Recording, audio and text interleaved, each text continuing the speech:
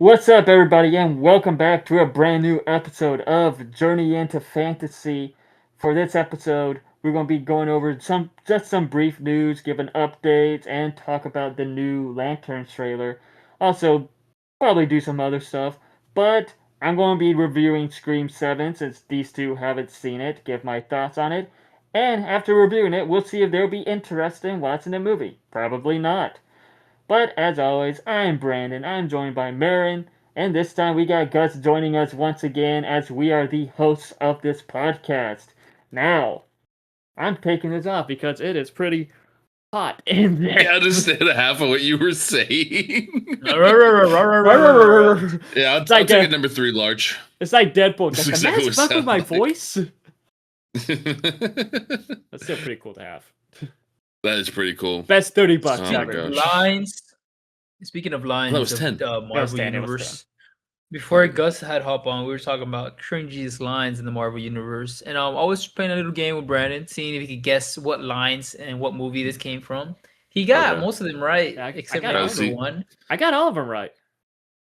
We have 5 more left, so I want to Okay. just throw these at Brandon real quick. Let Gus, you me can try hop too. in. Let me try. All right. It'd be like a little game. All right, number 5. I'm not going to get any of them. Lola, you're right. I am magic. Lola? Lola, you're right. I am magic.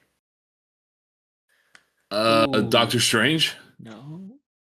Nope. I don't think it's Doctor Strange. Lola, that's Coulson's car in Agents of S.H.I.E.L.D., though. Is it Agent Coulson? Nope. Does this include It TV? is. This include It's a TV? movie. It's a I'll movie. tell you this. It's a movie, and it came Lola. out in the year 2021. Are you saying that we have to name the movie or the character? The movie. The character is Captain extra Marvel. points. No, 2021. Eternals. Okay. Nope. Oh, it wasn't Eternals? What is it? I don't think it's Shang-Chi. Nope. It. You guys give up? You give up? Yeah.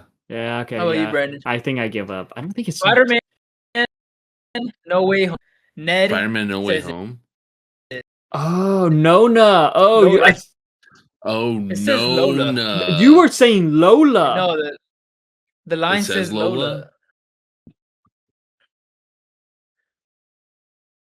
Lola, you're right. you're I am. right. Oh, okay, yeah, I remember the scene now. Okay. I always thought her name was Nona for some reason. It says Lola, but yeah, the first one you guys got wrong. That's his grandma, right? Yes, that was his grandma. Grandpa. This one, the next one's Okay. gonna be harder. It's just 2 words. Maybe you guys, Okay. maybe Brandon can get it, but it I'm is Groot. Cheese Whiz. Cheese Whiz. Oh my gosh, it sounds so familiar. What year was the movie? I think the year's gonna give it away, but the year was 2019. Spider-Man. Nope. Oh. And Iron Man. No, I'm Had to just be- kidding. 2019, so it's either Captain Marvel or Endgame. You said say no to Spider-Man, so it wasn't Far From Home then. Mm-hmm. I think Endgame. I would Yes, say it was Endgame. Endgame It's because Endgame. that's what they called Thor. That's what I think it You was guess- Tony Cheese Stark. Whiz? Guess who says it? Rock, Nope, it was It was War Rhodey. Machine. It was You got Rhodey. Yes, it was Rhodey. Yeah. I was thinking Iron Man's Alright, like, no, Brandon. no. Iron Man called him the Big Lebowski. Yeah, War Cheese Machine Whiz. interjects with the quote, which serves as a parody theme joke about Thor's weight. And Rocket called him Oh, boy. melted ice cream. Oh, no. Oh, this one's easy. Third one is what are those? Black Panther. Oh, Shuri to Black Panther. Yeah. Black Shuri to Panther. Black Panther. Well, it's funny because that Remember, trend these are the cringiest Like, lines that in takes Marvel. place. That takes place in 26. That film takes place in 2016, like about a week after Civil War, and that trend was Oh, popular in 2016. So it was funny, like watching it in 2018. Wow. It's like, oh wow, yeah, okay, of course. What are those? That was cringe. But It was I get cringe. it. That line was cringe, but I get it takes place during that era. Number 2. 2 more left. Hey, big guy. Sun's getting really low. That was That's Black said. Widow. That was said in several That films. was- That was. It was Black Widow. It was in Age of To Ultron. Avengers. But yeah, there was also Yeah, Age of said Ultron. in You guys got it right. Ragnarok briefly when she That's appeared on the monitor crazy. screen, and it would see I don't remember. Deadpool I don't said remember Oh, that it. line at Thor said all. it to the Hulk Well, in Thor Ragnarok. said Right? it to the Hulk in Ragnarok, and Deadpool said it to Juggernaut in Deadpool 2, jokingly. What? I do not remember any of those lines. I remember the both of those. That's funny. Or all three of Hey, them. big guy, sun's getting real low. Yeah, that one's easy though. And then Juggernaut breaks him in half. It's like he's on top. Sun's getting real low. Throws him into like the pool or whatever it was, and then Colossus comes, pulls him out of it, and Deadpool's becoming all gay Damn. with him.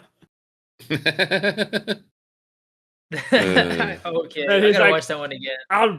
I'll show you Dirty. I'll fight Dirty. And then just starts fighting Juggernaut. All right, and the last one here. You still think you're the only monster on the team? Number one cringiest line in Marvel, according to this website. Monster on the. Oh shit! That was Age of Ultron. Black Widow said that to Hulk. Yeah, that was. What the hell, Brandon? You got Oh that? my god, yeah. No, because there was a whole yeah. there was a whole lot of controversy about that because people thought that she was talking about how since she couldn't have kids, she was a monster. That is What? I thought it was because she was an assassin. that's what one would think, but like there was people like taking it the wrong way because right before that after that she revealed that how in the Black Widow program She's they make it castrated, where yeah. you cannot have kids. So Yeah. yeah, like a lot of people got that idea, like, oh, she called herself a monster because she couldn't have kids. What the fuck is this writing? And people went a whole crazy about that. That's not what I People thought. are It was really I didn't get just that pissy. either. I didn't get that either, but people go crazy about that. Well, you got it. You got all five except for one. I missed the Lola one because when you're saying Lola, Lola. I keep thinking of because that was I'm pretty sure that was Coulson's car in Agents of Shield. Mm. I mean, I don't remember him saying Lola. For some reason, I thought he said like Aunt Nona. Sounds more familiar. I heard to me, too. Nona, yeah. Because I Or maybe remember it was Andrew just his Garfield accent. Spider-Man was like, "Sorry, Nona." Or maybe the website got it wrong. Maybe the But website, yeah, maybe you the guys, website got it wrong. you guys did good. Gus, That's do you good. have a cringiest line in the Marvel universe?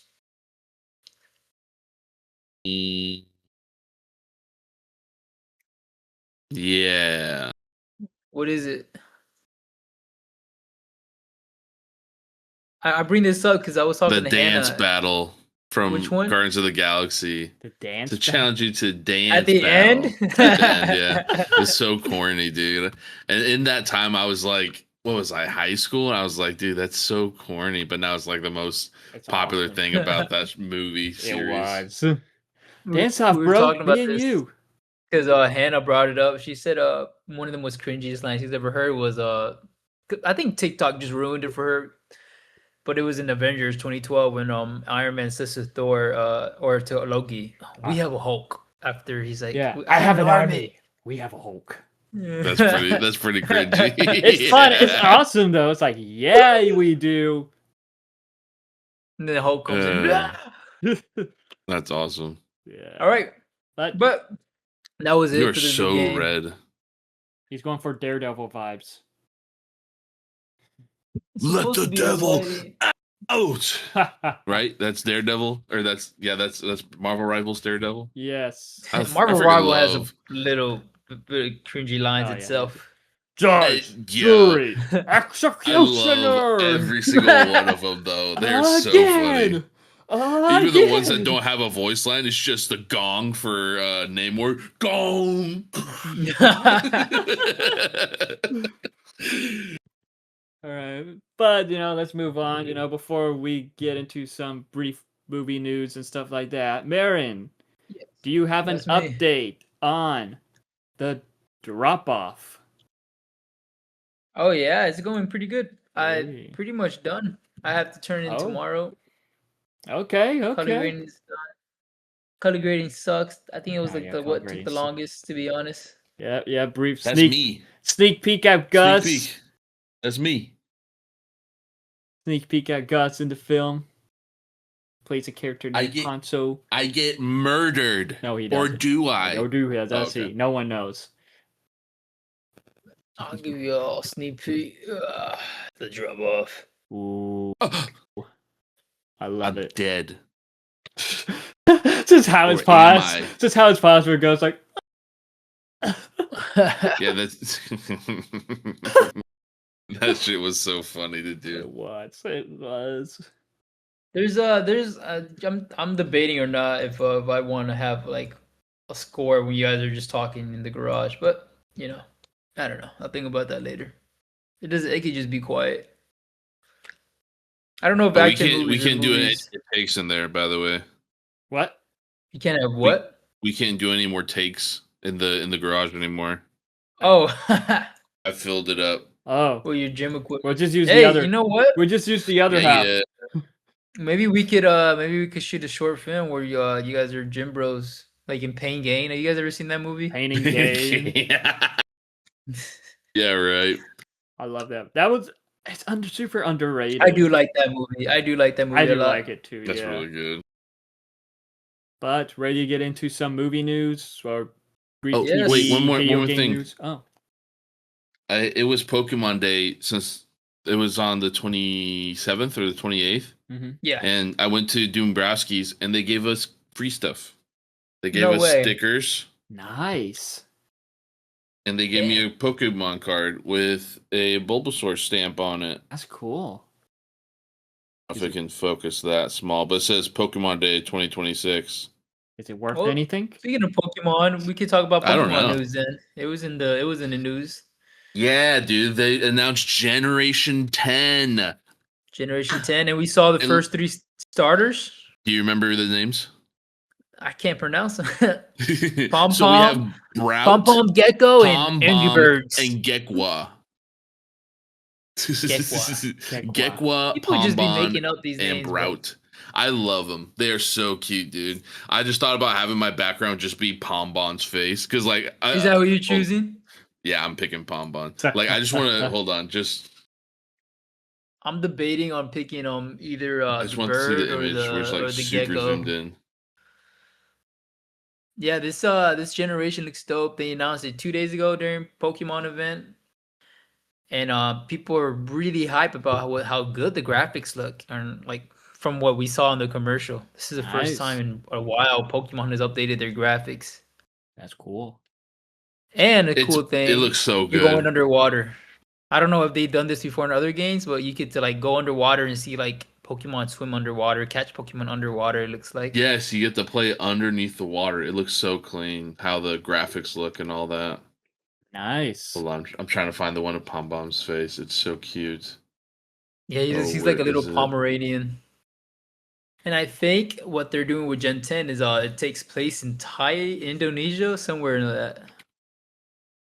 I don't know, One of actually. It's one of those islands or Asian islands. I'm excited. A lot of people seem to be excited. They also had release on the same day re-release of Fire Red and Leaf Green from Game Boy Advance, $20 each. Some people are debating on the price if it was a little too much, but if you're a fan of those games growing up, if you played them growing up, I bet you bought them already. Because if you don't know how to emulate, then you know. Nice. Right. Oh, but yeah, it was a good day apparently for Pokemon. Also, that new Pokemon got really good reviews. That new Pokemon game that's like a Minecraft. I'm surprised of all the good reviews it got out. Cobblemon, right? So no, Poketopia. Oh, Pokopia. Yeah. It's like one of the highest reviewed games of the year so far. Ugh. It's like It up hasn't there, been out like yet. neck and neck with well, I mean, people get early It reviews. comes out Friday, I think, though, right? Yeah, but it got like early reviews on Metacritic and IGN. Oh yeah, it looks like Leo. It's Pombon, dude. I love it, dude. It's just I like, think I all, hope they all have good pupils, last no ever thoughts. Yeah, No, I love all the there's memes no right now. thoughts. That's like, okay, if they put this thing on 2 legs, it's gonna be furry central. Oh my god, that fucking Gosh. It's that the first time duck they've ever done one. a dog for a starter, so I love that. That duck from the last generation that I think that was Quaxley. your starter. Oh, That he was my starter, so yep. creepy looking. I His love last him. He episode. was so adorable. He has a stuff. He has a stuff. He does. Mine was Fue Coco. How cute Fue is Coco was this? Now, good. He looks Quaquavel, that cute. is pretty weird. I took my headphones off. I can't hear. What? Was that the last evolution? Was that the last evolution? Quaquavel, yeah, that's the last Dude, evolution. that's what I'm talking about. Like, he looks cute there. Don't get me wrong, but the last one was like the little hair, the little tuft. I love it. It's so cute. we had to convince Brandon to get a Switch, man. You gotta this Gen 10, bro. Hey, if I win You some got until contest, 2027. there's some contest that Gus entered on Instagram. I entered it and I sent him a message. I'm like, you get the Legos, but I'm getting the Switch. If I win, you get the Legos. I get the Switch. I didn't win, unfortunately. They announced it. Oh, I think it was tonight that they did the giveaway. Yeah, okay, yeah. But I think that's one of the only legit guys I see that actually hand out giveaways. But he does giveaways like so often. It's kind of weird. Another gaming news we top in is a PlayStation announced recently. No more of their exclusive on PCs. Ghost of Yotze so like won't God be of on War PC. or anything?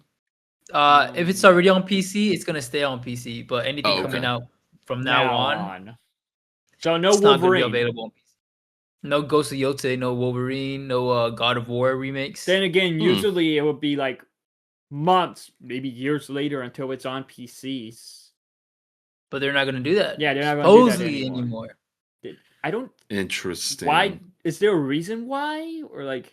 Like, nah, I guess just console wars. They want to bring it back because the Steam is like Valve is releasing their own console now. Okay. With the Steam Home, whatever that shit's called, it's like a little cube. Okay. And I guess PlayStation is just like, oh, they're gonna have their own console. We're gonna Yeah. I guess keep up competition. But Nintendo's like no, Nintendo doesn't release anything except for on Nintendo. Like Xbox now is just kind of just becoming like a streaming console, honestly. Yeah, it's more of a cloud gaming service. Yeah. You don't really need the console. To be honest, I'm thinking about getting the Xbox Ally though, because you can also play Steam games though. It's like a handheld. It's a handheld, but you can also play Steam games on it, which I'm excited. That's pretty cool. Interesting. But we're like. But other than that, I think that's it for gaming news. Unless you have anything else. Some movie news. Well, some gaming news. Like this is some Fortnite news. We're getting Rick Prime and Pickle Rick into Fortnite. Yeah. And like moving on. Pickle Rick. Like when he's with the legs. Like he's gonna be big Pickle Rick, pretty much. I have a book bag. I have a back. I have the back bling of Pickle Rick. That's funny. But did they release solo leveling already in Fortnite? Yeah, that's been out, I think. I don't think it's in the top anymore. I love Fortnite, but I don't keep up with the news and stuff like that. In a while. I haven't opened it in a minute. But I finally canceled my Fortnite membership thing. Okay. I had that thing going for months, and I didn't touch Fortnite. You had like a whole bunch of V-Bucks from that. I think I still do. I was like, man, let me hold out for a decent drop, and I was like, you still get it. That's it. You still get it through Game Pass, or you got rid of Game Pass too? No, I still have Game Pass. Okay, yeah. I was tempted to play High on Life 2, so I was like, I'll keep it for a little bit longer. That'd be fun. Now I can make videos on that. Yeah. I don't know. I kind of want to play the new Poppy Playtime. That's the last thing gaming news. Poppy Playtime Chapter 5. I heard negative absolutely amazing. You heard bad things about it? I thought Markiplier said mixed things about it, and people got mad. I mean, I don't know. I didn't see what he said about it. I watched a guy who does horror speedruns called Pezzy, and he just was playing it for the first time, and the story is like you never played. It's graphic. You never played. You never played 2, 3, or 4 though. I kept up with the story though. Like I just watch people play it. You gotta play those. Do it for the YouTube. Is it on Game Pass? I can edit them. I don't know. Actually, I don't think it is. I can check real quick. Okay. But as far as I know, I don't think it is. I think it's just. I was curious to play 2, 3, and 4, but like, I don't know. I'm such a wimp when it comes to horror games. He is. I think it's just you on Steam. Steam. Over there, Brandon. Hold his hand. He got Leo. He got Leo. No, I don't think it is. Oh, okay. With some movie news, it says here that a Games of Thrones movie is in works at Warner Bros. Game of Thrones. You mean Paramount? It's soon to be Paramount. That's another news. Paramount bought Warner Brothers recently. Mm-hmm. Oh wow! Like the Warner Bros. Studio. Warner They Brothers, lost the bet to Netflix. they outbetted Netflix and stuff, and yeah, no, not, That's shocker. Well, That's a it shocker Everybody's to needs to me. be worried it right needs now to be about what's going to approved. happen to DC.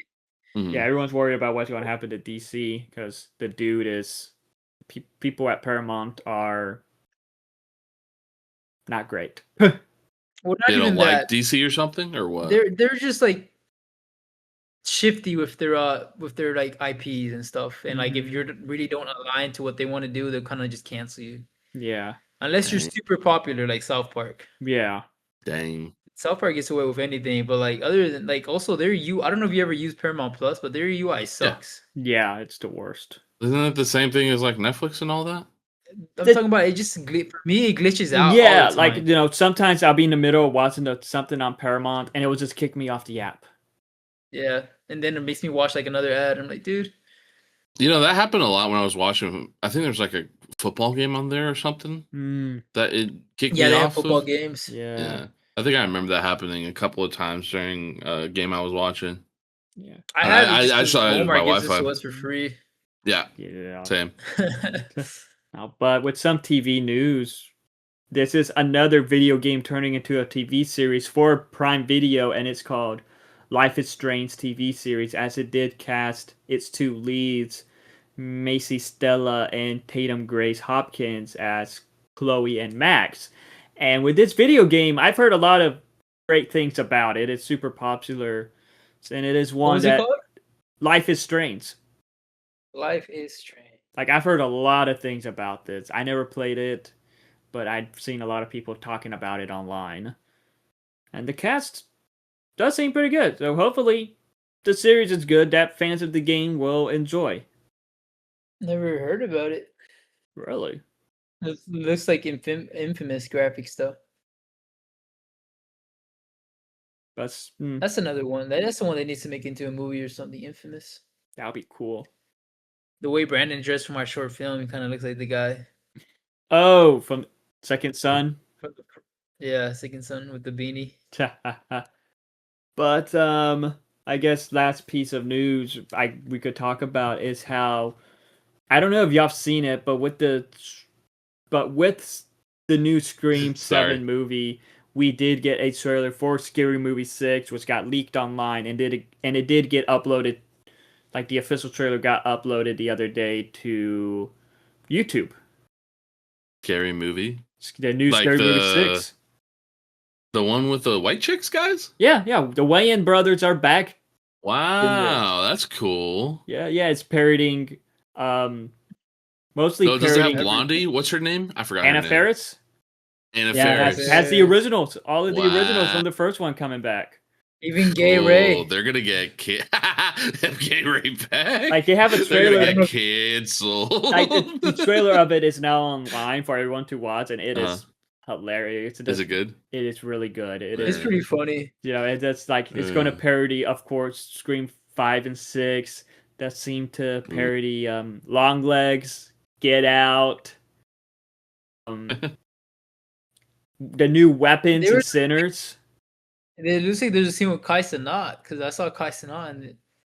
No, but what's funny is that, like, now I saw how Marlon Wayans, he was talking about how there were directors that would straight up asking him to parody their movies. And that Jordan Peele was one of them. He's like, so, which one of my films are you going to parody? You know, Jordan Peele would have been a good writer for that film, too, Scary Movie 6, if they would have, like, helped with some ideas.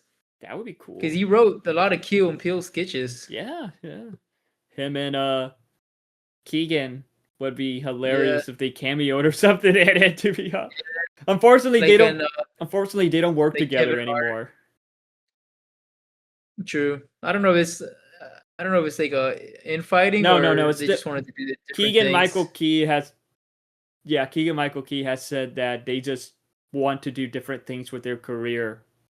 You know, Jordan Peele is, of course, doing a lot of this horror stuff, while Keegan is trying to go into this drama route. Drama? I haven't seen anything that's dramatic. Well, they're just both focusing on other things for their careers, I guess. Yeah, he's more of an act. He wants to do more acting than directing. It looks like.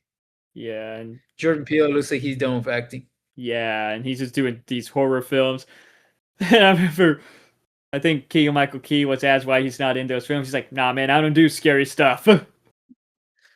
Also, yeah, you probably want to like separate yourself from like you don't want to be known as the Key and Peele guys all your Yeah. life.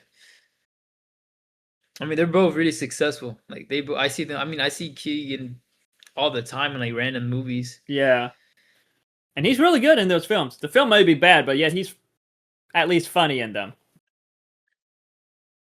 Wasn't he one where he was like an army guy? I saw something like that recently. Whatever, I Yes. can't remember. Wonka? No, he was a cop in Wonka. He was also in. But yeah, I'm excited for Scary Movie 6. Looks fun. Mhm. I know we Yeah. damn, we kind of dragged off on Scary Movie 6, but yeah, it looks fun. But They're bringing in the original Ghostface. It was Mhm. cool that they decided to release the trailer during Mhm. Scream 7. Yeah. Brandon's favorite movie of the year. And I'm just, it looks dope. They looks like they throw a little jab at Scream 6 though. Yeah, we'll get into that stuff in a bit. That because I'm going to get into that when I talk about Scream 7. But let's move on from Scary Movie and talk about one of the main topics for this podcast, the Lantern trailer. Because we got a teaser trailer for Lanterns, and the internet seems to be super mixed about this.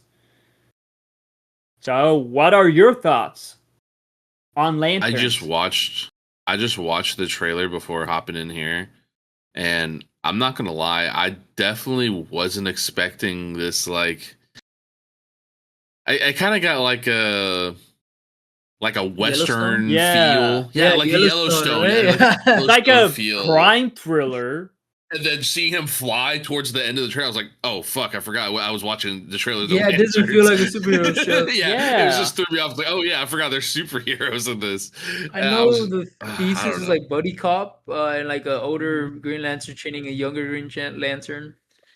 I mean, this is a teaser, so I'm It's a hoping we teaser, get like later on we could see like more powers being shown. yeah.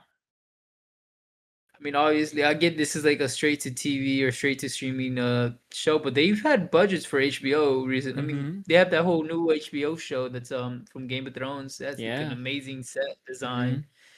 Peacemaker had a pretty good budget. Which this is the second time we're getting live action Green Lantern. That's like its own thing, and they can't mess it up, bro, because like they're just not gonna if this messes up, we're not gonna see Green Lantern again in the DCU for long. Yeah, DCU. I agree with Marin because it's like I'm not trying to like judge a book by its cover or like because we don't know much about this series yet. We have not seen a lot about this series yet, but just some of the stuff that we've seen, it's like, why is it just Earthbound? Why does it feel like that they're cops in a way and not like space cops, And it's like, I don't know. I have seen this online, and it says here that DCU Hal Jordan is about to get the MCU Hank and Janet treatment. Hal Jordan's about to get the Hank and Janet treatment where he loses his wife from the MCU, where like they're older, been around, because in the comics they're the originals and they were there alongside the Avengers. But in the MCU, they were older. Wait, I'm confused. Are we talking about Ant-Man or? Okay, so in the comics, Hank Pym and Janet Van Dyne, they were the original. They were part of the original Avengers. But in the MCU, they're much older. They've been around for a long time. Isn't Hank the one that created Ultron too, right? It was Hank that created Ultron in the comics and all that. And then his son Bobby has like a whole restaurant now. That I don't know. In Texas. What? All right, it didn't land. Sorry, guys. Cricket. I was making a reference to King of the Hill. Oh. I'm not watching that. Anyways, Yeah, I get what you're saying. So you're thinking they're just gonna like try to kick Hal or just have Hal on the side? There are rumors I've seen about, I guess this could be possible spoilers, who knows, but it is said that Kyle Sandler, who is playing Hal Jordan, is only signed to play Hal Jordan for this series. So it does make many think that, oh, they're going to kill off Hal Jordan and just have Jon Stewart be the main Green Lantern. I don't mind that. I grew up with Jon Stewart. Yeah, I did too, but it's like, I can't lie. It's like, it being earthbound, it's like, why? Like, why not have it be like a cosmic buddy cop adventure between the two? Since Green Lanterns deal with space and all that, not just One of Earth. the best like iterations I saw of Green Lantern was like the animated one they had on Mm-hmm. Cartoon Network, where it was like, Yeah. like you're right, they're going into space and solving crimes in space. Yeah. It was released after the movie. Yeah, that movie was. I Ryan tried Reynolds was rewatching it the good. other day. Ryan Reynolds was great as Hal. I will say that. Movie itself, not good. Yeah, I was excited for this, and then I saw.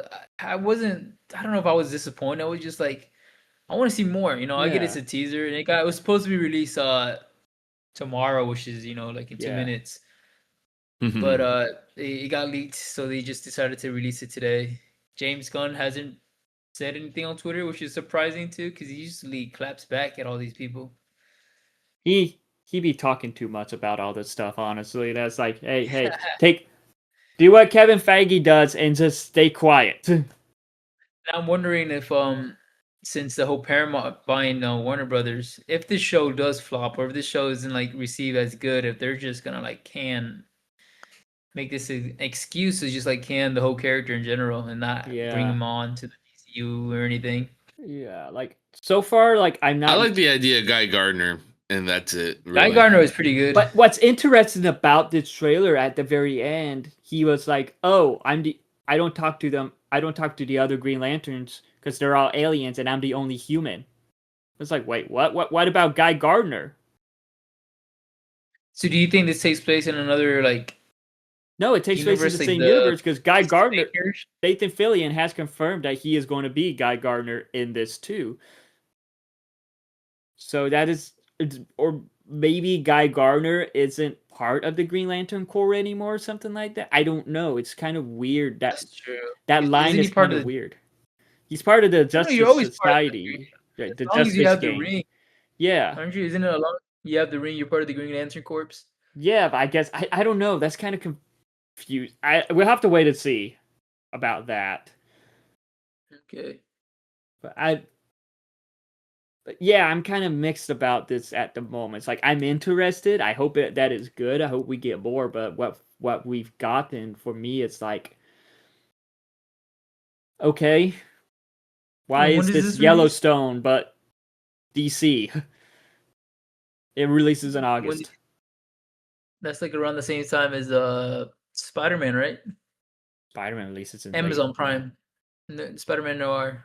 Oh no, Spider-Man Noir releases in May. Oh May, okay. I was gonna say like they're probably gonna go head to head, but maybe not. Yeah, but I guess with the upcoming superhero shows that we're getting from Lanterns, Spider Noir, um, we're getting Vision About Quest it. later. We're getting Vision Oh, Quest. Vision Quest. You Keep know, forgetting about Vision Quest. They're not marketing that show at all. we haven't gotten anything about that. Like that's the thing I noticed with Disney Plus. They don't really market their shows too much. Like we're getting Born Again this month. Well, Born Again season 2 this month. They haven't marketed that really. They didn't market Wonder Man either, They to be barely honest. marketed Wonder Man. They barely marketed But Ironheart, why? Why? You know why? I'll tell you why. Zombies. This is they used all the money to pay Robert Downey Jr. for these two damn Avenger movies. Yeah, All probably. their their budget's all probably gone, to be honest, with these like Avengers movies, because it's not just Robert Downey Jr. They need to bring back probably Tobey Maguire, probably Andrew. Like I don't know who's coming to the movie, but I imagine it's like big A-listers, Yeah. No, but with and then they like want to save all their money for that marketing. probably. But like with I guess these new upcoming shows, from Spider Noir, Ooh, I'm Lanterns, excited for that one. uh Fishing Quest. Which one are we excited for more? I'm excited to see if they end up doing anything with Vision Quest, like questions unanswered. Was Wanda alive? Mm-hmm. Is Vision like Vision again? Just those types of things. Yeah, I get that. I But Spider guess out Noir of those, definitely for the whole how that's going to yeah, end up. We love Nicolas Cage. Anything Yeah, in the MCU, I and I feel would like that was love to my see a favorite, most teaser for anticipated. Ghost Rider by the end of that movie. You know what I mean? Multiverse and all that stuff. Spider or Ghost Rider Noir. Oh. Spider. Yeah, I think Spider Noir is really the one I'm super excited about because like I'm hesitant about it, but at the same time, it's like this is from the guys who were in charge of the Spider Verse movies. It should be good. And Amazon does pretty good with their superhero shows. They have The Yeah, Boys, they The have Boys, Invincible. which we're getting the final season of The Boys here soon. We're getting another season of Invincible here soon. As We're Is long as it, Pocopia out now? what yes, no, Friday. what? Sorry, just Pokemon. But I was saying Paramount, now that they own Warner Brothers, aren't Well, they they the don't guys that own did it take? no, it's yet. today. They don't own it yet. They will. It needs to be approved by all But the aren't they the country. guys? Didn't they do Halo? Yeah, And wasn't that like a really bad show? that was a really fucking terrible show. Like And so I have a buddy whose dad is like super into Star Trek, and he says the new Star Trek show on Paramount sucks too. I heard, I don't know, but I've heard a lot of things about a lot of the shows, like the newer shows, because there's a lot of shows right now on Paramount about Star Trek, or there was. So I've heard like a lot of great things about what Star Trek has been doing lately. I haven't really heard much about this show though. I want to know what does like Paramount have good? Like Yellowstone, is that the only thing that Paramount's known for? The Like Paramount Landman, original, Mayor of Kingstown, whatever it's called, with Jeremy Tulsa Renner. King. They did have the Knuckles series, but that was more of a Wade spinoff than Knuckles, unfortunately. It's like they didn't have the Yeah, I don't budget to know. use to have it focus more on Knuckles, so they had it focus more on Wade. I'm trying to think about like Paramount originals. It's, yeah, Knuckles was a Paramount Excuse me. original. Yeah, Paramount originals that are like good and like critically acclaimed. Mayor of I guess like Kingstown, Yellowstone, Landman, Yellowstone, Ramona. I uh, saw these Western ones. Tulsa King. ooh, I Yeah, like I've that heard. show. I like Tulsa King. Anything But by most of the shows are like kind of like grounded and realistic, you know. anything by So I'm Taylor worried about. Sheridan because he was in charge of Yellowstone, Tulsa King, Mayor of Yeah, Kingstown, and that bunch of other ones. It's like anything by him that's on Paramount. It's an automatically critically acclaimed series or something. that guy. I've seen a picture of him recently. He looks like a fucking novella, like a white American Western novella guy. Yeah, I How remember the you hell is talked he a about that writer last time. and a director? Yeah, he's like he has like a perfect fucking body, and then he's like super rich and super smart at making movies, and he's Hmm. like a country guy. Yeah, his Angelina Jolie movie wasn't good. I didn't watch that. I didn't know he had an Angelina Jolie It had movie. Angelina Jolie as the main star, and it had Nicholas Hoult as one of the villains. That was a fucking stupid movie. I don't. Those Who Wish Me Dead, something like that. That was awful. I don't care. All right, but Brandon's a racist. Move on. yeah, no, I guess we can finally move on from this stuff, and I can talk about Scream 7. Scaradise. Oh, Oh, yeah, briefly talk about Scaradise as it does. Like Scaradise was hitting all these golf a girls. horror convention, and like they got a lot of they had a lot of people from Scream there because it was the weekend that Scream came out. So they Cool. had And you meet anybody? I met Skeet Ulrich, who was the original Ghostface, Billy Loomis, in the first film. And he's in Scream film. FNAF. Yeah, he's in FNAF. Super cool guy to talk to. Where's the picture at? Let me see. I didn't take a photo with him. But you took a photo with the guy from the Raven. The Raven. No, he's the lead singer of this band that makes all these songs of horror films. You took a picture of somebody from Crow? He's not. He played the crow in the music video about about a song he wrote for the film. I was so confused with that photo. I was like, who the hell is this guy that Brandon took a picture with that he made him sign a Crow Funko? So he did a song called "A Grave Mistake" that is about the crow. He has this whole album that is about each song is about a certain horror film. So and I just got charged from audio. What? Yeah, what? I opened my phone and I got a notification that Audible just charged me my free trial. Oh, you forgot to cancel your free trial. He always does that. Anyway, sorry. Yeah, you sent that picture. I'm like, that's not Bruce Lee's son. No. Oh, that's not Nicholas. That's not Skarsgård. Spencer Sarnas is a lead singer of Ice Nine Kills, and they do songs based off scary movies.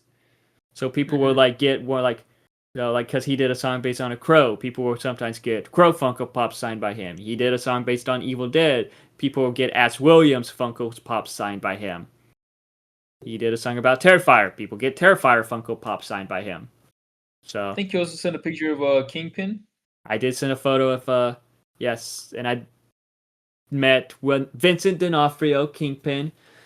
When I walked up to him, he's like, "Wait a minute, Charlie told me about you and that one guy who was very weird. You don't have that weird guy with you, do you?" I go, No, I don't." "Okay, good." That's the guy that Brandon took a picture with. Gus didn't understand that reference. No, I didn't. Okay, so guys, remember when we met Charlie? AI. How you were like, "Rick, what's your favorite junk food?" Oh yeah, and you're like, dude, how I you were freaked super out. weird about that. I was saying how when Thanks for reminding me. I was saying how when Vincent was like, "Wait a minute, Charlie warned me about you. You don't have that weird guy, do you?" Oh my gosh. You gotta mention the suits, by the way. Sorry, I saw this. That is fake. That's like the Iron Man. That's AI. What the No, hell? but that's the suit. Wasn't that the suit in the closet? No, I don't know. I want this suit. Yeah, don't we all? Oh yeah, Scared Eyes was a lot of fun. It's my favorite convention to go to. So was there like a lot of people dressed up in Ghostface? Yes. Yeah. A lot of people with the What was mask. like the most like done up costume you saw or cosplay? Like super nice, super well done. First thing that jumps out of your pops brain. in your head. Yeah. Probably some like girl in her bikini. Was there any Poppy playtime? Remember that one year we saw the Huggy, the big Huggy yeah thing? There was a lot of people dressed up as a Springtrap.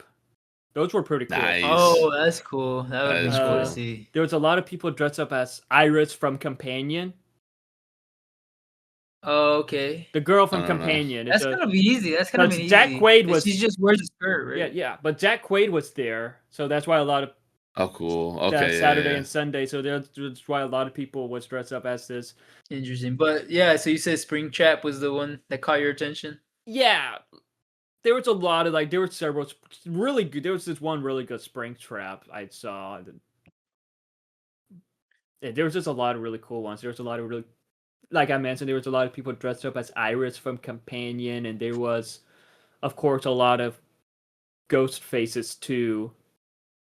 We got to make a slasher film that way they could do cosplays of us. Yeah. Surprisingly, there was no Hard Eyes. That was that new slasher. That's not surprising. I know, but last year. That came out last year, but it's like I'd never seen anyone cosplay as Hard Eyes though. But there was a lot of people.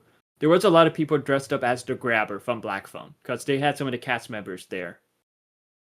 Was there a lot of from the Thanksgiving horror movie? Probably not, right? The Pilgrim guy. I don't think so. Exactly. Well, because those movies don't do good, you know. They were popular though. For 1 week. Probably, yeah. But yeah, there was a lot of people dressed up as the Grabber, and there was a lot of ghost faces. I had a friend who was dressed up as Michael Myers. Oh, okay. That's cool. I like watching those Michael Myers, but they're super short. They're shorter than me. So they're walking around in the Michael Myers outfits. I'm like, that was my friend. I don't know. I would laugh if that guy tried to chase me. Also, Gus, your beard is looking really nice, man. You Not brushed it? really. It's a little long today. I need to get a shave and a haircut. You should just do a goatee. See how you look. I I can't do a goatee. This doesn't connect. You don't need to connect. You're right. Nah, I don't know. I definitely don't like how scraggly it feels on my face. But I was that thinking about going last week. I was like, let me just wait till March, and so I'm probably gonna go this weekend to get my hair cut. but that Saturday at the convention, there was a lot of Daredevils because of Charlie and Vincent being there, and there was this really good Kingpin that was there, Cool. who looks almost exactly like Vincent. He was a pretty cool guy. Be cool. I would like to go do another cosplay. I've only done cosplay like 2 times, 3 times, I guess. I did a cosplay You and I once. and Chavo and Chapulín. Yeah, I did a cosplay at the first. Well, back then it used to be called Spookala, but they had to change the name to Scared Eyes due to Spooky Empire. That was a whole ordeal. But like the first one I went to had most of the cast of the boys, and that's where I met Jack Quaid. And I was cosplayed Yeah, you as told me about that. I was cosplayed as Huey from the boys, like his season 1 look, where he has like the blue button-up shirt and like the Ramones t-shirt underneath. Nobody recognized I was Huey, Except for Huey. except for Jack Quaid himself. That's cool, dude. Like, I want to talk about this experience because this is my favorite Comic Con experience. Well, convention experience. It's like, we were waiting in Was he line. there? He was there because of the companion, you think? No, because they had cast members. He was there for the boys. He was there for the boys because they had Homelander, Firecracker, Kimiko, Sister would have been Sage, cool. and A-Train. Homelander. I didn't get to meet A-Train, but I met everyone else. But like Jack Quaid, with Jack Quaid, it's like after I met Kimiko, I went into Jack Quaid's line because I was supposed to meet him at 3:35. I prepaid my ticket and all that, but they were running behind because the cast of the boys showed up late, and then he had to leave during his signing to go do a private signing somewhere else in the building. Then he came back briefly.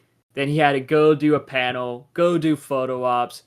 So all over the place. Me and several people, we were kind of getting annoyed. We've been waiting on and off in line, holding each other's spots and all that. And by the time I got up there, I'm not gonna lie, I'm kind of like on autopilot at this point. Like kind of half awake or whatever. I go up to him like, "Hey, sir, nice to meet you." Like how I always tell a lot of the celebrities I meet, and he's like, "Oh my God, I love your Huey cosplay." And you're like, I nearly bursted into tears because nobody recognized that I was third owner you ever had. He knows.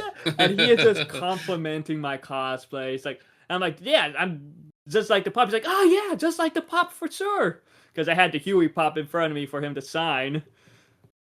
And we were That's just cool. Talking about the boys a bit. I'm telling him, listen, Huey's my favorite character. He's like, ah, thanks, man. And we're just chatting about, and we're just talking about Huey, and we take a photo, and he's like, he's just like appreciating that I cosplayed as him. He's like, thank you for cosplaying as me. I didn't know his mom and dad are like famous actors. Yeah, right? Meg Ryan and Dennis Quaid. Meg Ryan, yeah. What the hell? He is nothing like his dad. You should do John Wick cosplay. I want to. You have a suit, don't you? Yeah, I just need a beard, but I can't grow a beard. Yes, let me borrow your beard. Like a Lego piece. It's just like a Lego piece. Oh, speaking of Legos, we had I saw a post this today or yesterday that was the Eevee that you can build now that they released for like $60, but someone took all the pieces and made a Bidoof out of it. That's cool. Really? Did it look good? So it's a spitting image of Bidoof. It was awesome. Where you got those Legos, Marin? My That's mom gave fun. me a bunch of like a Lego set from Family Dollar. Oh, Nice. It came with 3 Legos. Oh, cool. You Rhino. got Rhino, Hulk, and Spider Man. Hey, that's cool. The They're Lego the, knockoffs the 3 probably, but they're cool. No, it's Legos. Oh, never seen a Hulk like It came that. from Family Dollar. Dude, I'm thinking about starting to go yard selling for Legos because I swear It's Lego. people are taking old Lego sets and just making buco bucks. I'm thinking about going through my own Legos and trying to sell Yeah. them for There's buco a bucks because these sets are mhm. insanely priced now. There's a Holy, like there's just one called like an outhouse or something like that. It's worth thousands of dollars. I'm like, it just looks like an outhouse. outhouse. I don't get it. Yeah, it's some outhouse. I don't quite I want understand to it. get the Game Or the Boy. Stranger Things house. That's more recent. It said that like blew up like crazy. And then these Pokemon ones right now are blowing. Well, not blowing up. Like when it says like new, it doesn't really blow up. But when it's retired or like Yeah, vaulted, it blows up like crazy. that's interesting. Cool. Nice. Asshole. Yes, you are. But when am I? I'm good So, with do you assholes like though. scary movie? Wait, what? I said I'm good with dealing with assholes though. Yeah, Oh, sure. You are, because you are one. I'm a hemorrhoid. I irritate assholes.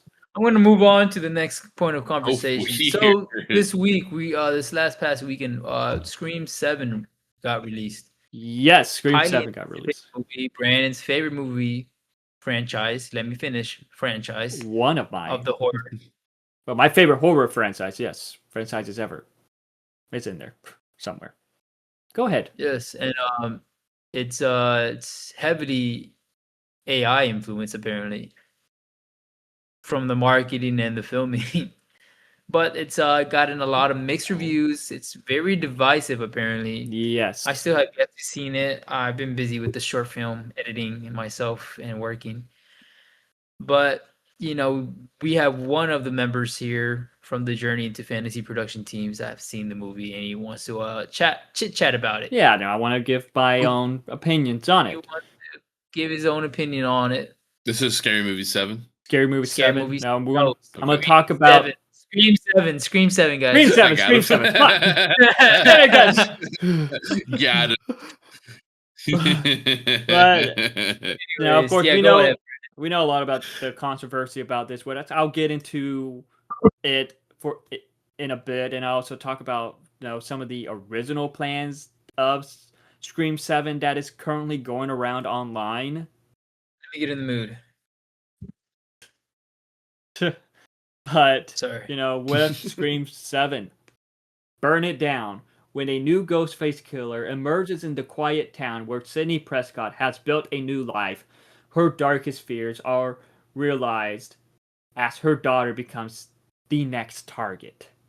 Determined to protect her family, Sidney must face the horrors of her past to put an end to the bloodshed once and for all. Or so they say. Or so they say. And I will say it was great to get Sidney Prescott back because she is my favorite final girl, and out of slasher films. And there was stuff I know a lot of people were mixed about this, talking about how this becomes the Stab films, which to those that don't know, the Stab films are like the in-universe films about the events of what happened in that continuity, pretty much. Mm. And in a way, they are right, because with this film, it kind of becomes more of a dumb... I like that one more. Because with this film, it does kind of become more of a dumb fun slasher. Because it does have because I will admit, this does have some entertaining moments. These slashings in this felt it was more brutal compared to most of the other films. We see this I heard about that. I heard it's really gruesome kills, Yeah. kind of we see similar one to, girl pretty much Terrifier. get slashed like a piñata.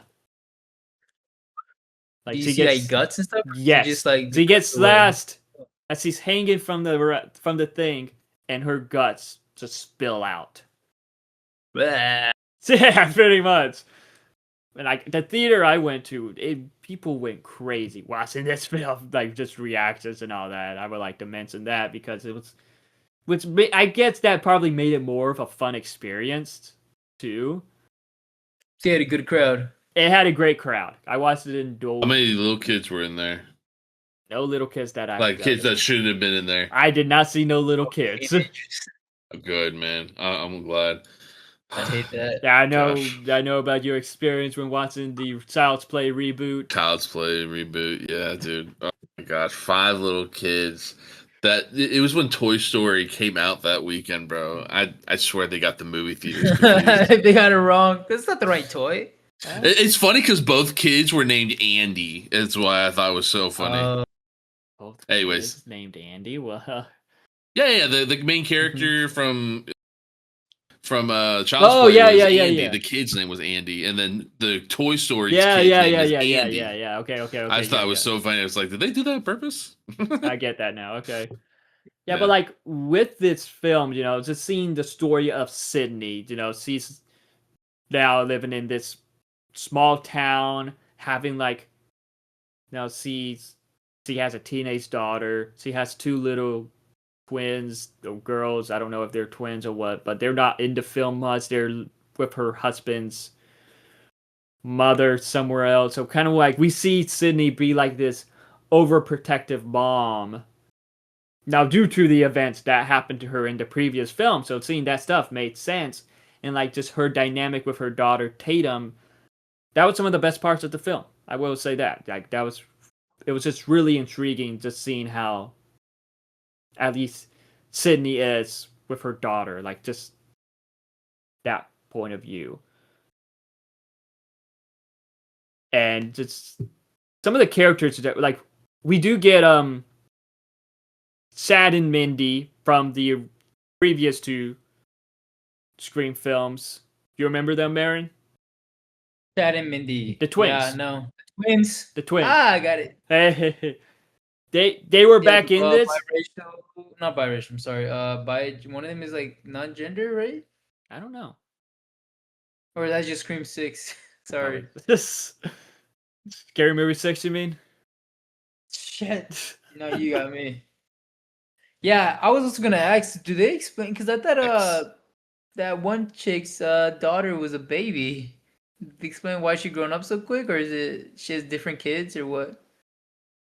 Because in Scream 6, 5. it showed her like, was it Scream 5? It showed her Scream like 5. pushing a baby. That puts in a cart with, I think there were 2 kids in the cart. But yeah, it turns out she has a teenage daughter. And they never mentioned her before? Never mentioned her before until this film. But it's like, what's weird about that though is that it is implied that she had the daughter sometime before the events of Scream 4, which doesn't really make sense. But yeah, it's movies. What year did Scream 4 come out? Yeah, I guess you're right. Movies. That's how movies are. So I don't. People are making a big deal about the continuity stuff and all that, but I just want to know if they explained it or they just like said fuck it. They kind of. So that she has more than. But she has 3 kids. But like the 2 youngest ones, they're barely into film because they're with her husband's mother throughout the events of the film. Interesting. Okay. Yeah. But like, now with this film, we do see the twins back, Sad and Mindy, and they were great in the film. They were, we see them working with Gail, as Gail is more of a freelance reporter now. Now, Gail, played by Courtney Cox, who is Monica in Friends. And it was great. Oh, yeah. Okay, Gus. I'm telling your wife. Okay, but... yeah, it was great. Like, and it's always great to see Gail on screen. And, like, there was, like, a very touching moment between her and Sydney in this, for sure. Because, they were, from the very beginning, they're the originals. Yep. And yep. I'm just trying to come up with what to say. And they're your favorites. And like, no Dewey. I'll get into that soon. Spoilers. Spoilers. We're going to get into. I'm going to get into spoilers here soon. But like, no, with some of the characters that we do see though, it's like they're a lot of these new characters though, they had a lot of potential, but yet they didn't really fully utilize that potential with a lot of these characters. Unfortunately, that just makes it like when they die, you don't care, and what really, but yet it is fun because of how brutal the slashings are.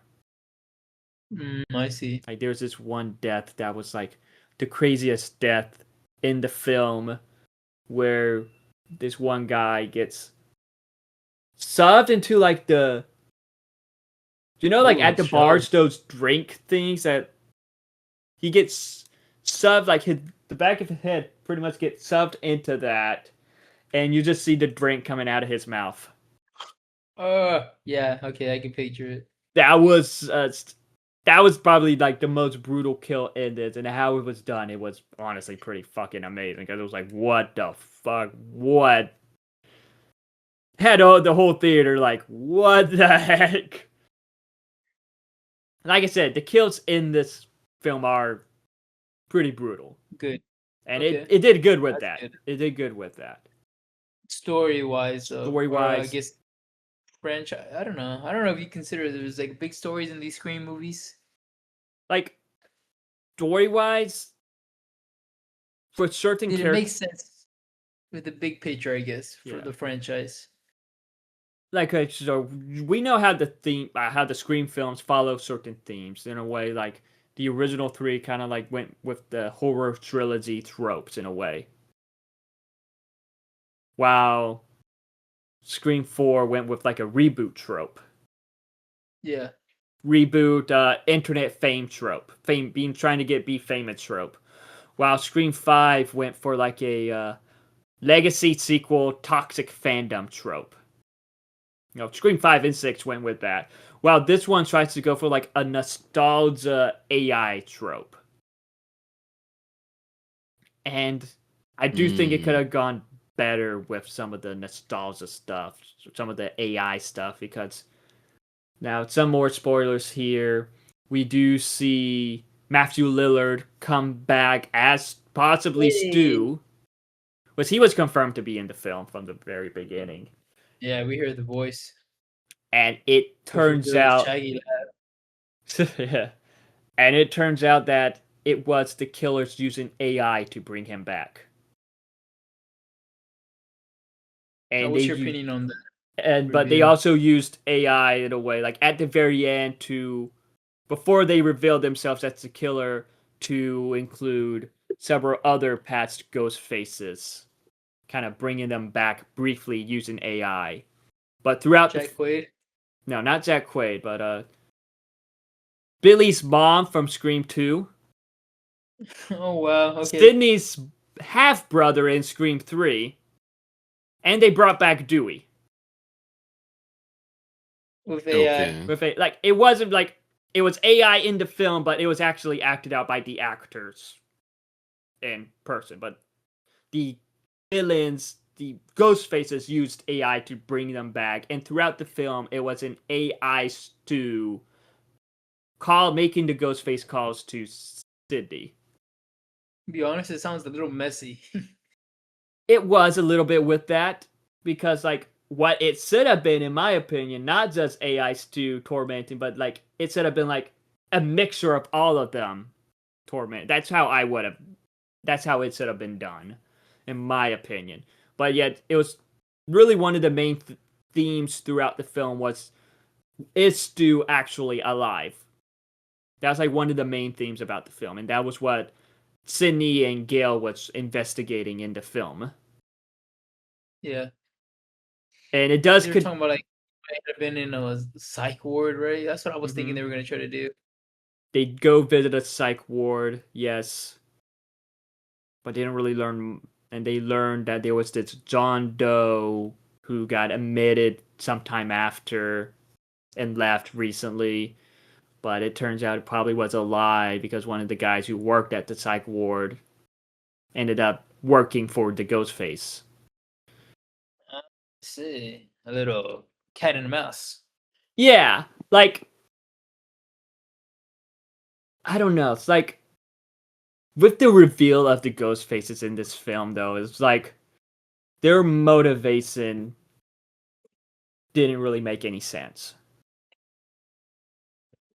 That's one of the unfortunate things about this film.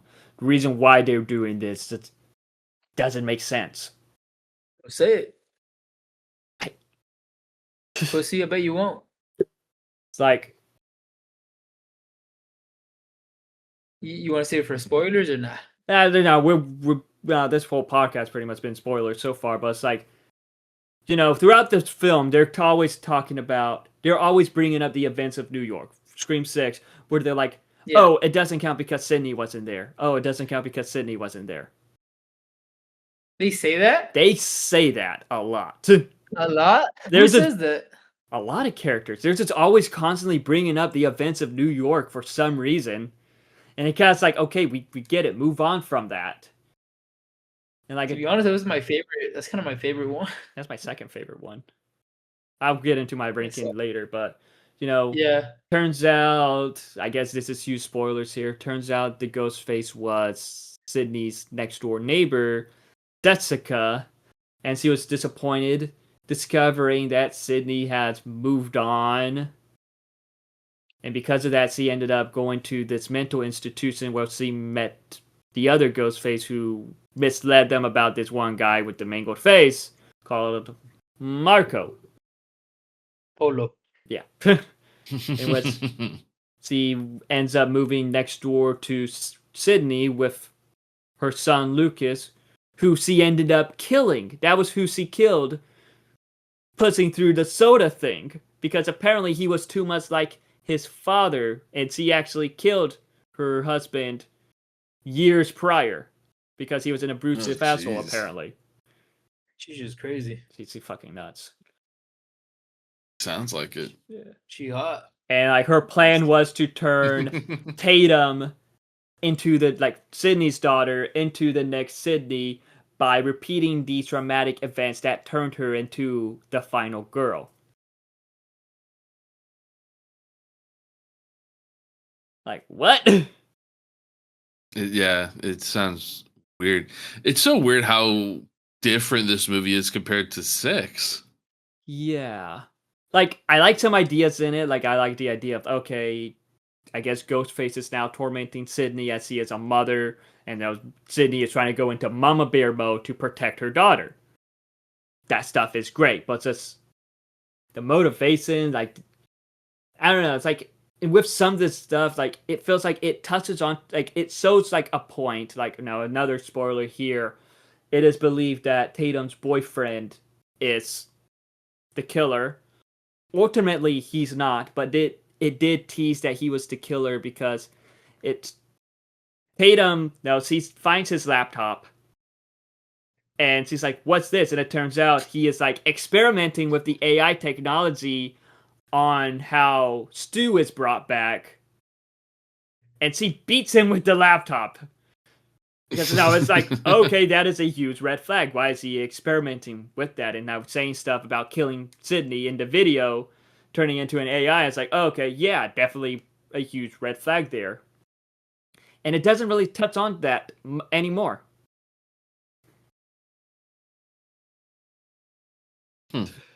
So, like, that's so weird. Yeah, like, it feels like there was just stuff cut out that it probably... You think they set up for an 8? 8 is already 8 is set to already be in works. Oh, so okay, I didn't know that. I guess it's going to set up with Tatum taking over, being the final girl now. But like, I do want to say the ending was pretty satisfying on how they stopped the Ghostface. Okay. But some of the moments, there was like some funny moments in this within the characters, within the kills. How do they stop it? And within some tense moments. So it's like, it's pretty much like a chase between Sydney and Jessica. Ghostface. And then, like, Sydney stabs her, then all of a sudden she, like, disappears, so it's Sydney and her daughter wandering around the house. Jessica drops down out of nowhere, and both Sydney and Tatum shoot her repeatedly in the head. That's I'm gonna be honest. That shit Gosh, was that's so fucking. gory. That's not have some gory moments, but yet it was fucking awesome. Okay. It's Okay. entertaining. Like like I mentioned, this just becomes a dumb fun slasher film, and that and it's just fun. This was a fun one, even with its flaws. It's like okay, it's still pretty fun, but yet I don't know. My thing is that I wish that it utilized the mystery of the Ghostface killers much more, and probably give them better motivation because there was just a lot that felt like it needed more to feel fully fleshed out in a way, especially with some of the plot points that it shows but yet doesn't touch on again, and especially with some of the characters too, because like with the original Scream film, we felt bad when Tatum died, well, the Sydney's friend Tatum, who she named her daughter after, Okay. and same with Six, like Mindy's girlfriend. Barry, you remember that death? When like she's crawling through the ladder, but like Oh, does she fall and like break her leg or something? The trash? No, in the alley. It she's was between the apartments. yeah, like they put the ladder between their apartment to Sam's boyfriend's apartment. Ghostface is on the other I end. know. Doing She gets stabbed in the leg. yeah, and Okay, she yeah, yeah, couldn't yeah. barely I'm with you crawl now. anymore, and there it goes. And I think she falls to her death. Oh, does she die from that? I I thought think she so. broke her leg or something. Probably did that too. I Like thought it broke her leg and then he finished her off or I something remember, like like we that. kind of felt bad about that. Uh-huh. And like some of the deaths are kind of like some shocking deaths, but like not in a way where like you feel bad for the character in a way. Like that's kind of like how some of the slashings are in this film. It's like you're surprised and maybe shocking because of how gruesome the death is. Like there was this You have one, like no connection to the people that are dying, yeah, basically. yeah. Like there was this one girl. I'm not gonna lie, her death was the dumbest.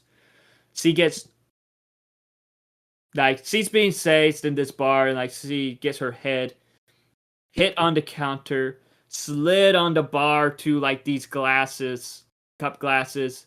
No, she falls to the floor and she dies because a shard stabbed her in the neck. Like, Yikes. no good way to die, but it's like, really? That they could have did a better death than that. Yeah, so I get what you're saying. Like you're seeing the depths. Like it was a very gruesome movie and like gory. That's what you want with slasher. Is just the kills. You don't really care as much because there's like no connection to the characters. Yeah, pretty much. Like they're just kind of random people to you. Yeah, So I'm but guessing they didn't kill any like main characters like the twins no. or I will. They do get stabbed again. damn, I would not be five, friends with anybody. because in 5, we've seen them get stabbed a lot for the first time. In 6, Mindy got What's stabbed the in the connection? subway, and Sad gets stabbed. What's the connection with the twins and Sydney's daughter? They're How are they friends with? The twins are working with Gail in this movie. Gail is pretty of a freelancer, and the twins are working. I heard with somebody say the twins never interact with Sydney at all in the whole movie. Looking back at it, not really, I guess. There's not one scene with the twins and Sydney talking to each other even. They're in the scene maybe together, but I don't remember them interacting with one another. It was mostly the twins interacting with Tatum, Gail, or like Tatum friends, because they all meet at like the twins are like, okay, let's get all of your friends to meet in a location so we can discover who the Ghostface killer is. So that's it. Yeah, I gotta admit they were fun in this film. That was great to get more of them. Sad that we don't get the core 4 in this, but like I remember. Go ahead. Speaking of the like slashers, the other night I was sleeping on the couch. I fell asleep and I had the window open and I hear like somebody unlocking the door and I thought it's like my apartment, so I get up to yell like, "Hey!" I yelled it really loud and the guy responded. He's like, "Hello?" So in my head, since I just woke up, I was like, somebody just opened my fucking door. So I like ran down to the stairs. The door was like locked. I was like, oh shit, because they responded to me. I was like, excuse me, are you opening my door? Did you wake up Hannah? Yeah, I was like, I just went to go see if she was okay, but I'm like thinking like, damn, that guy downstairs probably like got scared too. Like, who the fuck is yelling at me as I'm unlocking my door? Funny, dude. But yeah, like I remember there were some leaks for Scream 7. I don't know how true if these leaks were true, but like some of the events were very similar to what we got in the film. But originally, it was supposed to say like there was supposed to be alignments, and oh, the Carpenter sisters are in witness protection, but we don't know. Not we never learned anything about the Carpenter sisters in this film. Oh, maybe So that's what the next film will have. no, there's no way they're coming back. Oh, you think they just like exit stage left? Oh, sorry, that's my alarm going off. Sorry. They got fired. Like Melissa got fired for pretty much saying genocide is bad, and Jenna Ortega's like, yeah, no, I'm not doing it without her. Pretty No, much, so yeah, I don't think true. it'll ever happen. I don't think they want to come back. That was just their way of writing them off. I would love for them to come back, but like, because Melissa Barrera, Sam Carpenter, that is my second favorite final girl. She's Mexican. She's Mexican. Nice, nice. Very cool. Yeah, but like, just like me, Gus, not Brandon. Yeah, not me. Sadly. Oh well. Yeah. Don't cry, Brandon. But yeah, you know, with the original idea for Scream 7 though, I don't know how true this is, but like no, Skeet Ulrich, he has talked about how he would have returned for the original Scream 7, pretty much motivating Sam to be Ghostface, as we would have seen Sam embrace being Ghostface. Who the fuck is Sam? Melissa Barrera's character. Ah. From Scream 5 and 6. Sorry, I forgot her name in the movie. And I don't remember names in movies, dude. I remember faces. I could tell. You're like Guts, you don't remember what you had for breakfast. Who said I had breakfast? Oh. It's like, oh wait, what did I have? I was actually low-key thinking about getting a bowl of cereal during the podcast, but I feel like that'd be inappropriate. I definitely should have made a coffee. I'm so tired right now. How long have you been? Did you take any sleep pills or sleep? Did you sleep at all? I slept until about. See, I went to bed about 2, and I woke up at about 8:30. Oh, that's not a. It's okay amount. It's like 6 hours. You woke up better than the 2 or 3 hours I was getting the last couple of days, though. Holy. But no, I don't know why. For the original plan of Scream 7, I don't know how true this is. This has been going around online, but it says here that it was pretty much the conclusion for the Carpenter sisters in the Scream franchise. Both sisters were going to die in Scream 7.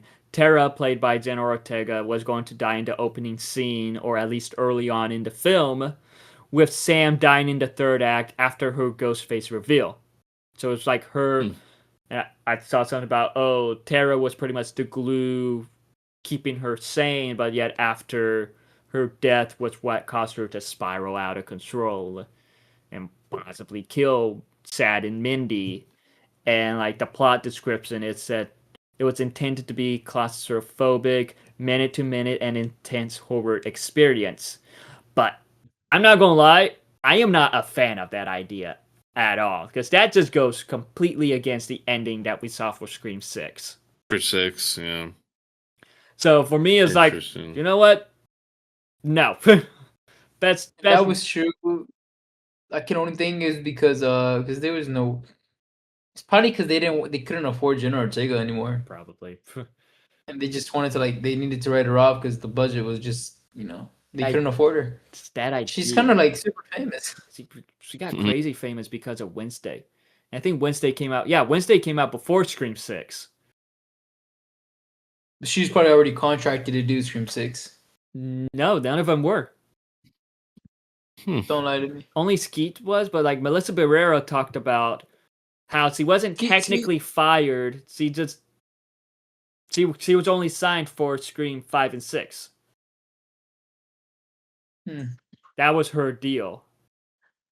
And I'm guessing it was the same for Jenna Ortega. And like, I don't know, just hearing that idea for Scream 7, like it does feel like a lot of people will be mixed about what have been how it played out in theaters, which wouldn't have been happy about that. What are your thoughts on that? I hate that. That is all your It's thoughts. like, I ate brain cells die. What are we talking about? I could tell he's so tired too. Yeah. I don't know, dude. It sounds like a cool idea. I wouldn't mind if they know how to execute it. I understand why you don't really like sad endings. I get that. It needs to be when there's, worth it, but yeah, it just goes against what the ending of 6. Now remind me how the ending of 6 ended. Because I remember it was the police officer and See, the daughter are upset because they killed the son and the brother. Dropped. So it ended with Sam Carpenter having her father's mask, and then she drops it and pretty much walks off into the sunset with Jenna Ortega. Pretty much walks off as the cops are there and everything. Okay. Letting go of the psycho killer. Weren't they kind of hinting at that though, like in the movie? They were hinting at that throughout the 5 and 6, but yet her letting go of that past, like we see her let go of that at the end. Right. So it's like, oh, okay, perfect. But did they no. use? You mentioned in this new movie that they keep bringing up New York. Do they talk about the Carpenter sisters at all, or is it just about like New York? Mostly about New York, but yet there's one mention of Sam when they're like, no, because they're trying to figure out how Stu could be alive, and they're like, well, we didn't know that it was a Mindy that said this. Oh, well, I mean, it turned out that Billy Loomis had a secret love child, mentioning Sam. Yeah. That was pretty much the only mention of them. But there were mentions of 5 when they set that girl on fire. Like, oh shit, I forgot her name. Amber. When they set Amber on fire, because in the beginning of Scream 6, it's about this couple played by what was his name? He's a comedian. Hang on. Bert Kreischer. The younger Bert Kreischer from the movie The Machine. Oh, Bill Burr. No, not Bill Burr. Jimmy something. I know you're talking about. Jimmy Tatro. He's in the opening scene. He's in the opening scene. Him who plays his girlfriend. They're staying at Stu Motzer. They're playing at Stu's original house. That was. I gave up on the last name. Yeah, fuck that. I'm not trying to pronounce it. So Gus can roast me later on. That's me. Like, did I do that? Like Bugs Bunny. Why am I a stinker? Whatever he says. But we see them. Cosplay Bugs Bunny, Brandon. But like we see him and his girlfriend staying at Stu's original house, and like they turned it. Whoever owns the house now turned it into like an Airbnb based off what happened. Billy dying, Stu dying, Ritzy dying, Amber dying, being caught on fire, just stuff like that. Interesting. And people know about the events of all this because Gail wrote a book about it, and you have all those stab films making fun too. Making fun of them. Poor Gail. But Gail is because Gail wrote a book about the events that happened. That's why everyone knows about all this stuff within the Scream universe. That opening scene was pretty crazy, but yet kind of pointless if you think about it. But yeah, pretty gruesome in a way. Well, You're too far. We can't hear you. I said you a bitch. I said, isn't that how most opening scenes are? Honestly, yeah, pretty much. They really don't have anything to do with the story, except for maybe the first one, where like the girl's house. I forgot how the first one goes. I'm thinking about Scream 6 or Scream 1. Scream 1. Or Scary Movie 1. Damn it. Drew Barrymore gets killed. Yeah, she's making popcorn. Her boyfriend dies, and she's being saved and gets stabbed. And her parents find her hanging from a tree.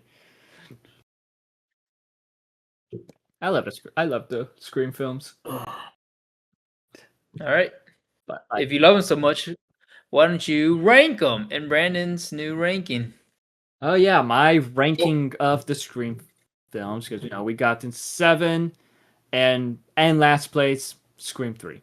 Like, Oh, there was just Gus's favorite. I don't even one. remember who the bad guy was in that one. 3 or 4. The secret half in 3. It was the secret half brother. Oh, Oh yeah, the randomly introduced half brother. Who was turned? He was the director of Stab Yeah. 3. You could tell that he took Whatever. inspiration from Tarantino. Like, his performance was like he was trying to go for like a Tarantino type. That was pretty funny. Okay. That was pretty funny. But like, And then I'm assuming I like 4 him. is next to No. last. Really? okay, Wow. so like Scream 3 for me, it was just it felt like that Dead last. they were like setting up for like it was going to include another killer, and there was instances too, but yet they cut the reveal of a second killer out, and there was just I don't know, for me there was just a lot of stuff that like didn't work. The whole half brother stuff, kind of retconning how he was the one who orchestrated everything in Scream 1, who manipulated Billy and Stu to kill Sydney's mother. But what's interesting about Scream 3, I wanted to point this out, was how it's like, it feels like it is kind of important for the Me Too movement due to the themes that it includes too about Hollywood and sexual assault or harassment and all that within Hollywood. I didn't notice that the first time when watching it, but the second time watching it, I noticed that. And it was like, oh, okay. That's very interesting how it explored that before the Me Too movement happened. But at number 6, I have Scream 7. It's like, it is a dumb fun slasher. It has its fun moments. It has some great character moments with Sydney, Gil, her daughter. But next Tatum, to last is but crazy. I have it next to because the Ghostface reveals, the Ghostface motivations for me, that just didn't work, in my opinion. Okay. Satisfying how they took That's out Ghostface, crazy, though. Super though. satisfying. But yet, I still enjoy this, but I like all the other ones more. But at number 5, I have Scream 5. Like, I really like this one. But for me, that was appropriate. For me, it did great reigniting the franchise, the themes, how it followed the legacy, sequel, toxic fandom side of things. Did that very well.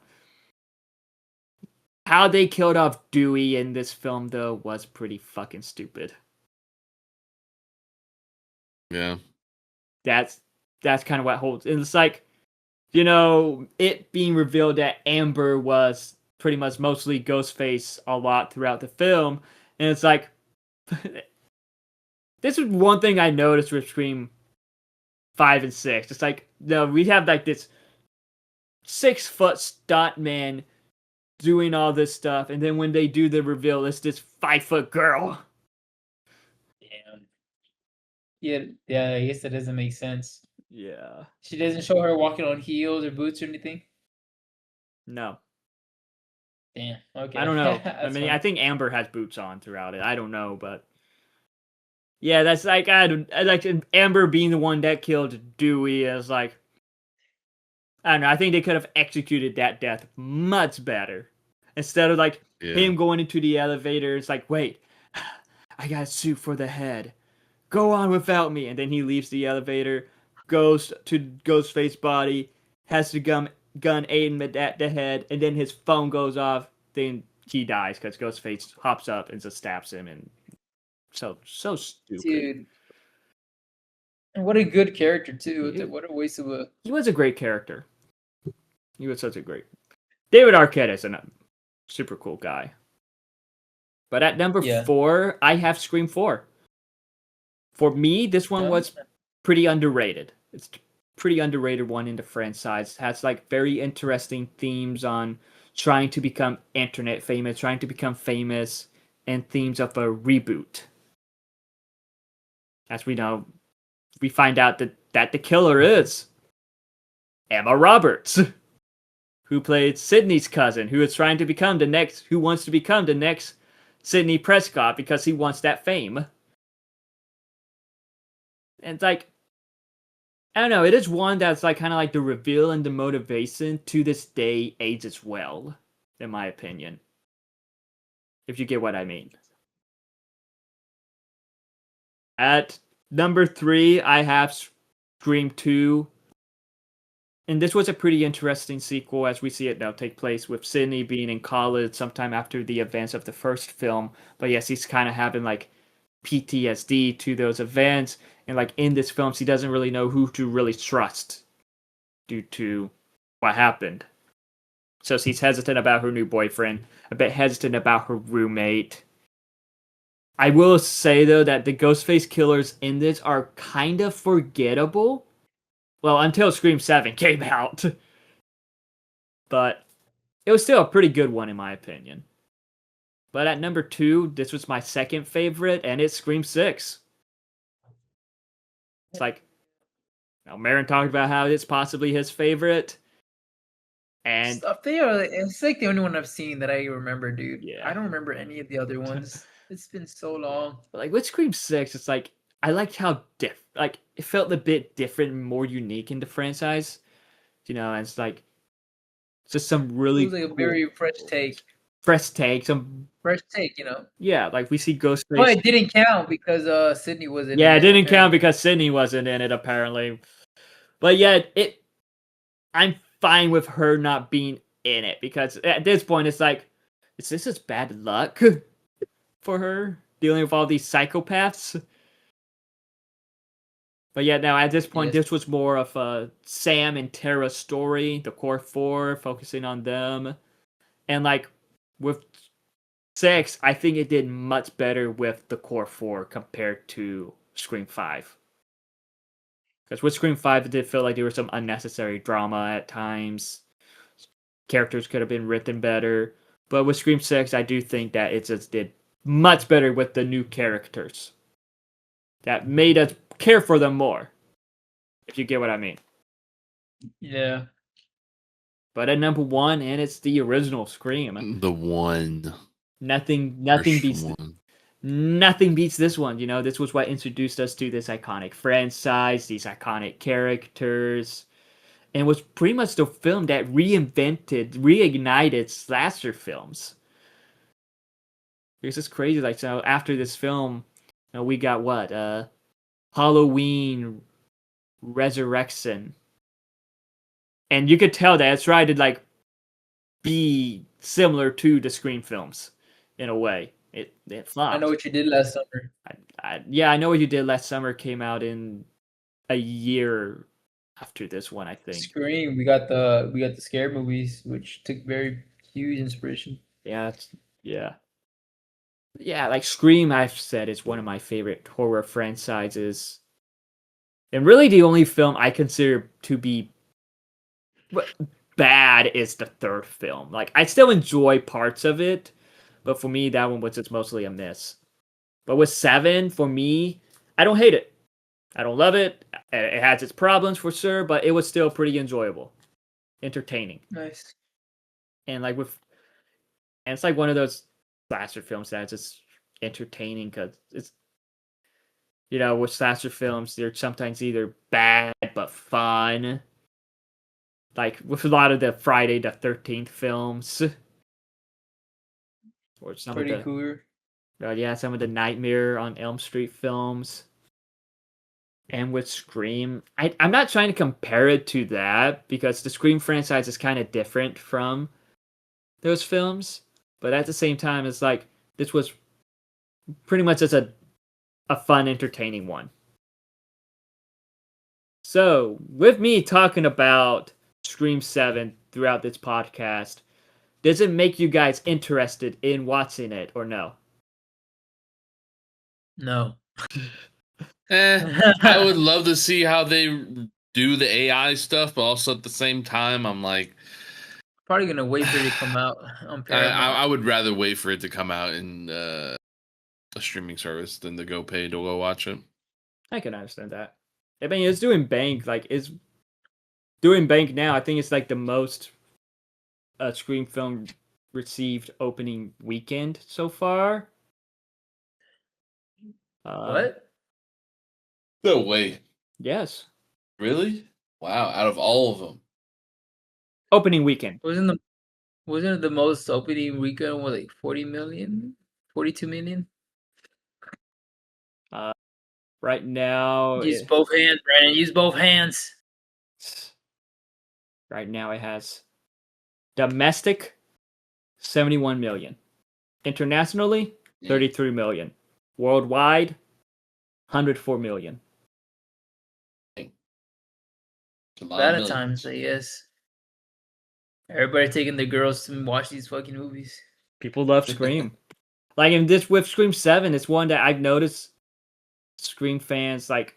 I don't know. Feel like it's one that people either love or will hate because you have the people who are upset what happened to Melissa, and that I can completely understand that. But sending the director and actors death threats about it is not the way to handle that, because the original director for Scream 7, Christopher Landon, received death threats that the FBI had to be involved in. That is crazy. Over a movie.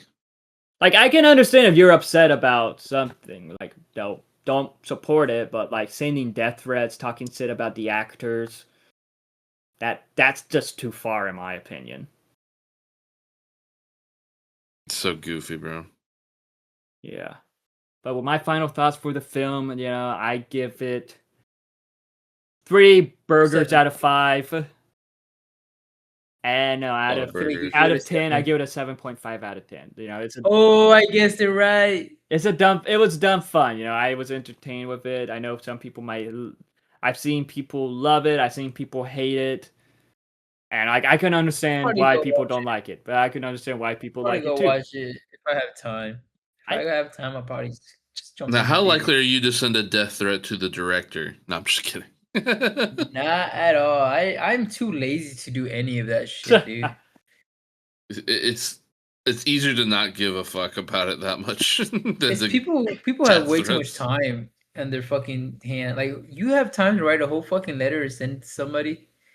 Like, send an email, you bitch. What the fuck is wrong with you? It's 2026. Like, I don't know. It's like, oh yes, what happened to Melissa is terrible, but just it happens. This is the industry. People like it happens to every celebrity. Look at what happened to Brendan Fraser. Look at what happened to every other, like, a bunch of actors get blacklisted and just don't need to work. Look what happened to Chadwick Boseman. Yeah, Chadwick. He died. Like, everything, like, stuff happens, Yeah. I do just want to, like, before ending this up, like, of course, what happened to Melissa was super messed up and upsetting. And I just want to end, like, just straight up mention that. Brandon supports Melissa. He supports Gal Gadot. He supports all these ladies. Okay, maybe not Gal Gadot. So, like, what? Like, I don't know. It's like all because he said genocide is bad. Like, okay, the fuck. But it's. I'd say she still got a great career. She did this one TV show with Simu Liu, and she's doing this Broadway show of Titanic or Titanic, however it's pronounced. So I can't wait to support her upcoming projects for sure. Because she is a great actress, definitely, and I can't wait to see more. You just have a crush on her. That too, probably. But probably. But I think that wraps up for this episode. As we talked about a lot of stuff, some brief movie news, we talked about some gaming news, and we talked about mostly the Lantern trailer and Scream 7. But what are your thoughts on the Lantern trailer? What are your thoughts on just Lanterns in general? Are you excited? Are you not? Why are you disappointed about it? Let us know in the comments. And what are your thoughts about Scream 7? Do you enjoy it? Do you not like it? Are you excited for Scream 8? What can they do to make the franchise better? Let us know in the comments below. But as always, I am Brandon. I am joined by Marin, and we have Gus joining us for this podcast episode. this was a fun one, even though by the end you could tell they were both ready to fall asleep. Definitely. Next episode is going to be earlier, or we'll have caffeine. But yeah, I didn't drink no energy drinks. Gus, anything you would like to say before we wrap it up? I hope I get sent home from work tonight. I doubt it. We'll see though. Thank you guys. Yeah, thank you guys for joining us into this journey into fantasy.